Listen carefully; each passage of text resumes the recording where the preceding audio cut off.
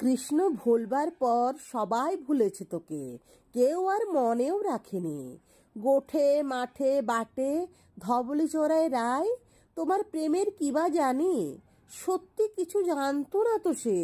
শুধু শিকারের লোভে, শুধু জয়ের নেশায় এসেছিল।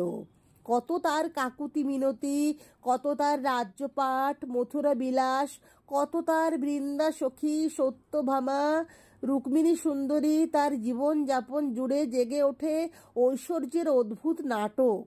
তারপর তোর কি যে হলো, প্রবঞ্চিত সর্বহারা একাকী নায়িকা। তোকে ভুলে তোকে ফেলে সে তো বেশ রাজ অধিরাজ সেজে মহাকাব্যটির প্রধান পুরুষ হয়ে প্রচণ্ড প্রতাপে বেঁচে আছে আজও। বাঁশির প্রতাপে তুই ভেসে ভেসে সুরের সম্মোহে তুই ভেসে গিয়েছিলি সরলা ঘোষিত। প্রাপ্তির নেশায় তুই কোনোদিন আপন আঁচলখানি বিজয় পতাকা করে ওড়াস নেই। রাজার নন্দিনী, রাজার দুলালি তুই। তোর কোনো রাজ্যপাট নেই, শুধু কানু, ভুল কানু। ভুল নায়কের জন্য তোর সত্য কান্না, সত্যকার চূড়ান্ত আবেগ রয়ে গেছে আজও। তোকে আর কেউ খুঁজে পায়নি রাধিকা।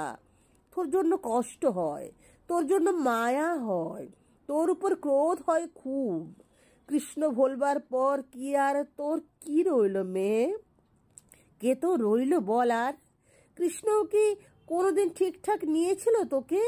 আপন মোহিনী শক্তির কাছে নত যেন, কি বিপুল শক্তিতে সে অধিকার করে নিতে পারে রমণী হৃদয়।